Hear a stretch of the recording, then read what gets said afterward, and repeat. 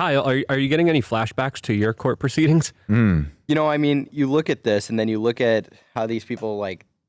I keep forgetting. Just grab the mic and carry it around with you. Yeah, Might as well hold it. Yeah, Down. so that's a good look. You look back and then you look how they try to get them to go down these rabbit holes, and then they ask them these, like, I'm going to say it, leading questions. I think they are leading questions because they know where they're going to get you. Yeah. And they don't have they aren't preparing them, and they freak out. They freeze. They're like, how am I going to answer this? What if I say this? What if I say no? They are not sealing it, because, like with your example with the saran wrap. What if I say no, it was not sealed? But then they say, what about the saran wrap?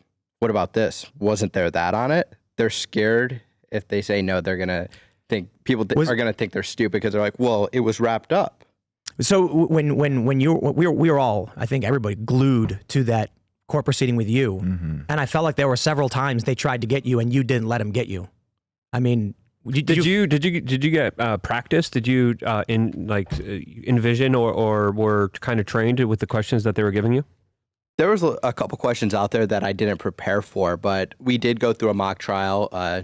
Dr. Joan Demetrius, she was my jury consultant, and she helped choose my jury, and then she helped set up the mock trials, and that's how we determined if I was actually going to testify, because two of the three panels heard me testify, and the two that heard me testify found me not guilty, and then the one that didn't hear me testify, they had a mistrial. Did you want to testify from the beginning? Yeah, I wanted to tell my story. I had nothing to hide. Yeah. You were super authentic to me. Like, you came off very authentic. I did nothing wrong. Yeah. I had the truth on my side, and I thought I wanted to tell my story. It came off that way, I think, probably to most of us. Yeah, and then you got a really great meme where you're pouring gas and crying. You saw that one? I think you posted that. Yeah, I put it on a T-shirt.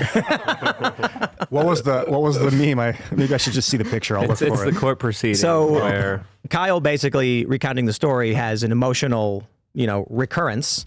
And when gas prices went through the roof, did you make that or did someone else make this meme? Basically, it's Kyle.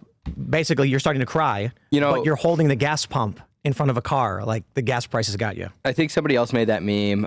It's actually really funny because the left has used that meme against me so many times. They've made fun of me for it. So I just took it and I owned it.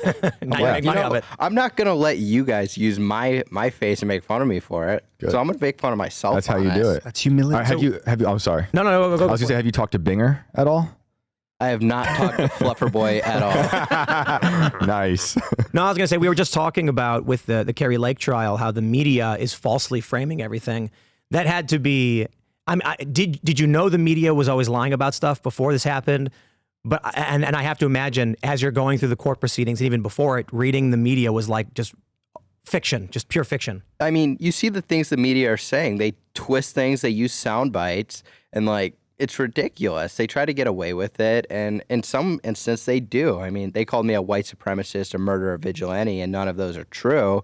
But with the Kerry Lake situation, they're only saying parts that they want to say, and they're leaving stuff out. They're not telling the full story, and I think they should be obligated to, as the media, to report people on the facts. Forgive me if this is too personal, but were there people that were close to you that started seeing you differently because they were believing the news instead of you?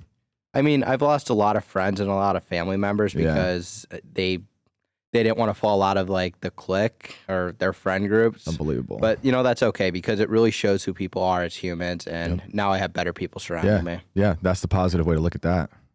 Hopefully it's like a curse, but everyone gets to go through that in their life, where they shed the skin of their past with the kids you grew up with and the parents that you don't like or don't get along with. If you don't, maybe you still do, but those people, when they start to disagree with you and complain about you're not who you used to be, that's okay, because you're growing and changing as a person. I just hope it doesn't callous any of us, because I've been thinking about that myself after the last 2 years. They weren't as wild as what you went through, but a lot of us have experienced that in the last 2 years, 10 years. And I'm worried, I don't want to be too callous and not extend that forgiveness to someone else who in the future, maybe I should still extend that. Sometimes it comes full circle. You'll go through a phase where you fall out with people for 20 years. And then if you stay true to yourself, it's inevitably that you can't deny that reality, transparent reality. When someone's really who they are, I think it's apparent. My view on this is that I think some people are inherently evil. Absolutely. Well, that's true for sure. Obviously you can look at child exploitation and stuff and just know that there are truly depraved people. You can look at, I think it may have been Dahmer or Bundy, who they said at court, like, yeah, I know what I was doing was evil and wrong and all that stuff, and I deserve to be in prison or whatever. Yeah. So like they know what they're doing. Yeah. But then you look at, there are some people like in my life, and I'm wondering if I assume you probably experienced something like this, people who you thought were really good friends of yours, because the way the media decided the story is going, just everything about your friendship, everything you've ever experienced is meaningless, and you are now enemies. I've experienced that personally with people I've known from my past.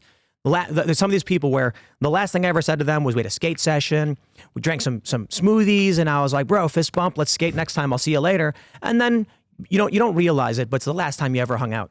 But you leave on good terms. And then a few years later, they're on Twitter lying about you, smearing you, and attacking you.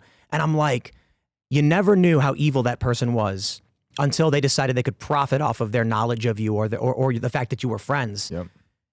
Has something like that happened to you? Yeah, I've seen that a lot of times, especially with people I've gone to school with. In the beginning, I was seeing some articles that they were like, oh, Kyle Rittenhouse was this like terrible person who was like violent in school. And I was just like, I wasn't violent in school. I dropped out freshman year. I wasn't a senior with you in high school. I since then did graduate, but I'm like, I was in school with you for like a year. You don't know who I am. Yeah. I also dropped out freshman year. Yeah. Look at you now. Yeah. They're writing smears, and like this is a big point of attack for the left. Like not going through institutionalized learning facilities is like they point at you and do that thing from Body Snatchers.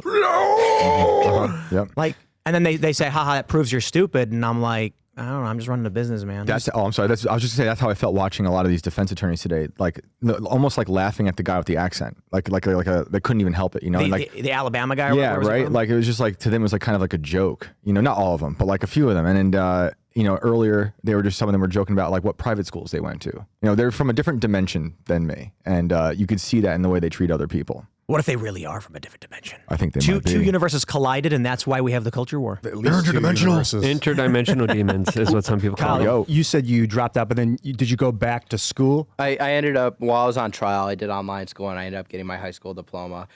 The left will attack people that don't have an education, but they will be some of the most successful business owners out there. Yet the person who is like $110,000 in debt because they wanted to get their doctorate degree or however much it costs. Gender studies? Yeah, their lesbian dance theory. That's right. Yeah.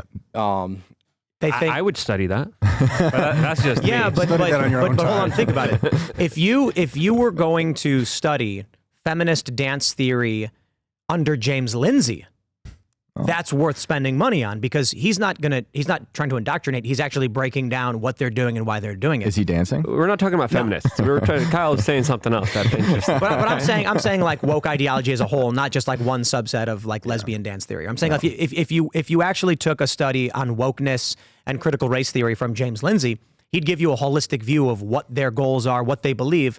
But when you go to the average college, they're actually just indoctrinating and telling you, white people are bad or something like that. Yeah. And then those people that graduate end up living off of welfare and end up doing nothing with their lives and living off the government, essentially.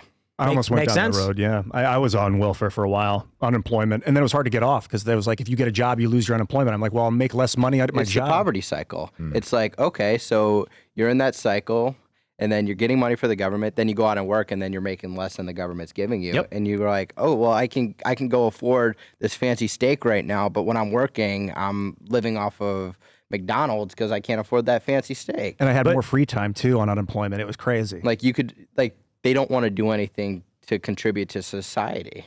And what is this? Maybe like 15 years ago, I was on unemployment after losing a job, and they make you call once a week. And, this is in Illinois and Chicago, and you got to answer questions like, did you look for work? Yes.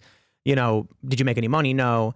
And after a few months. Was this during COVID? No. This is 15 years ago. Oh, 15. Yeah, I was thought like you said 21. 2 years ago. No, sorry, 15. And I'm talking to this woman, and she was like, okay, your unemployment is up for review or whatever. She said, have you been looking for work? And I said, I have. And she's like, have you found anything? And I was like, I'll be honest with you. Like, there are some jobs I could take probably because, like, I'm not trying to be on unemployment, but they pay less than I was making before. And I'm kind of worried. And she goes, no, don't take those jobs. She's like, the last thing we want is for you to take a job that pays less. Then you find out you can't pay your bills, you lose your job, and you're back on unemployment again. And I was like, oh, that actually kind of makes sense. She goes, you need to find something comparable so that you can get back in the flow of things. I think that makes sense, but I also think some people are going to be like, look, if you find a job and you're getting paid, $50K a year, and then you lose your job, go on unemployment, then they tell you that, you're never going to get off unemployment at least until it expires. Yeah, that's why COVID was beautiful for a lot of people. They got that COVID cash. The bonus. Yeah. They're getting free. They were getting unemployment plus the bonus. And it was extended for a year. And people were just not working. And that money that they were getting, people think this is like your tax dollars. No, it's modern monetary theory. They're basically just extracting the value of your money. That's why inflation is going through one of the reasons. And a nice Donald Trump $2,000 check that the government couldn't even roll out correctly. Yeah, everyone was really happy about that. Thanks for watching this clip from the Timcast IRL podcast. Hang out with us live Monday through Friday at 8 p.m. and become a member over at timcast.com for uncensored, members-only shows exclusive. Thanks for hanging out, and we'll see you all next time.